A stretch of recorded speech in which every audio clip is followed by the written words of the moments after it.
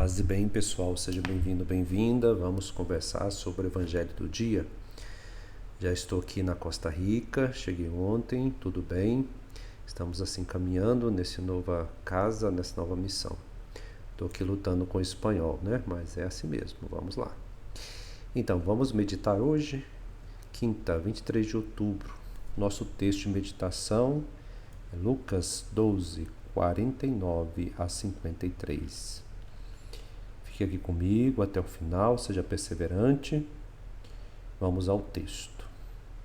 Naquele tempo, disse Jesus a seus discípulos: Eu vim para lançar fogo sobre a terra, e como gostaria que já estivesse aceso. Devo receber um batismo, e como estou ansioso até que isso se cumpra. Vós pensais que eu vim trazer a paz sobre a terra? Pelo contrário, eu vos digo, vim trazer divisão. Pois daqui em diante, numa família de 5 pessoas, 3 ficarão divididas contra 2 e 2 contra 3. Ficarão divididos, o pai contra o filho e o filho contra o pai, a mãe contra a filha e a filha contra a mãe, a sogra contra a nora e a nora contra a sogra. Palavra da salvação. Glória a vós, Senhor.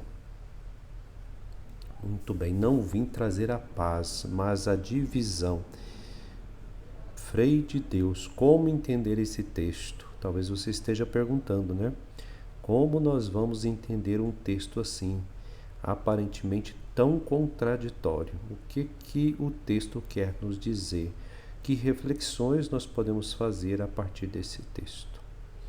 Bom, a divisão aqui não é aquela causada, né?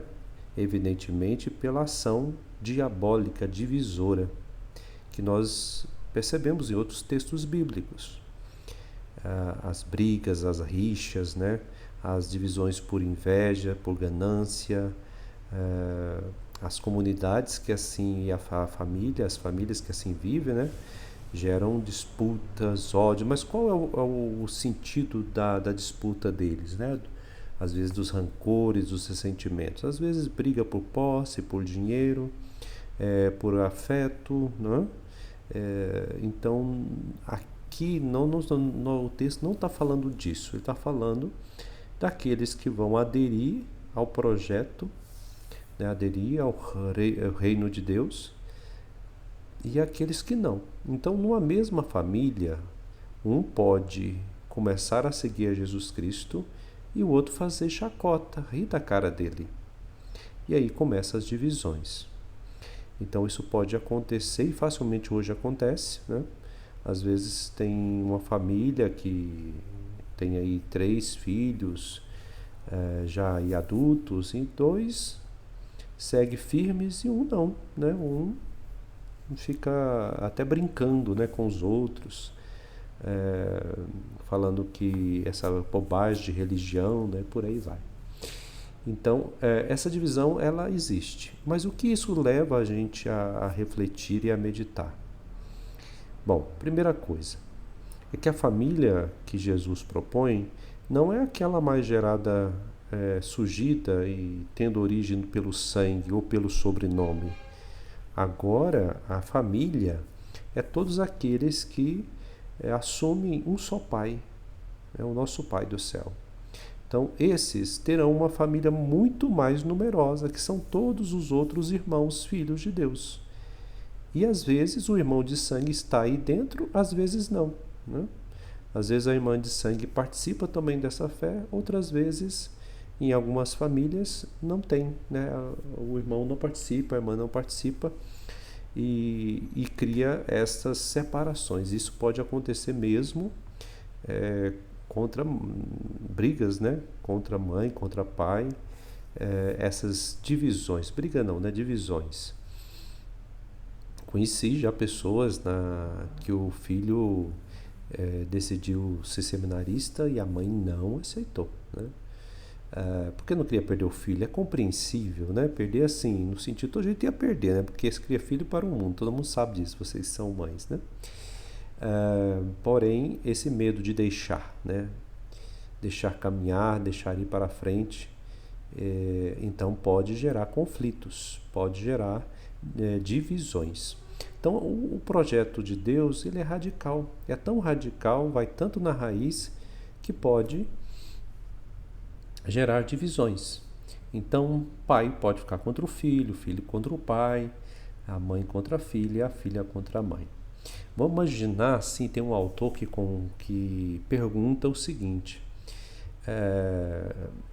Paulo, o apóstolo, ele teve uma família, certamente, né? Nasceu numa família, na tradição judaica. E nós não sabemos nada praticamente da família de Paulo. Com certeza, quando Paulo se converte, com certeza a família dele abandonou, porque era inaceitável que alguém fosse seguidor de Jesus Cristo naquela época, né? Então, quando Paulo deixa toda a tradição judaica para seguir Jesus Cristo, certamente ele foi abandonado.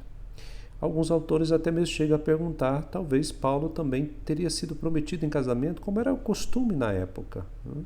E também foi abandonado por todas essas famílias, né? E sai como aquele que é o mais errado de todos. Então gerou divisão, o evangelho aí gerou divisão, né? Porque aquele que assume radicalmente terá aí que enfrentar, às vezes mesmo dentro da família. E não é a gente de espantar, viu? Na própria família de Jesus, lá de Nazaré, né? Onde que ele foi criado, os próprios familiares, parentes próximos, não acreditaram nele. Nós falamos de José, Maria, né? Quando nós falamos da família de Jesus, parece só vem na nossa cabeça José e Maria, né? Não, tem lá os primos, né? Tios ali de tradição paterna, e outros mais antigos, né? Avós, então tudo é um povoado pequeno, onde que todos têm convivência. Quando Jesus começa a manifestar o reino, né? A proclamação do reino, eles começam a pensar que Jesus estava fora de si. Então o próprio Jesus é exemplo que o reino gera divisão. Nesse sentido nós estamos falando, né?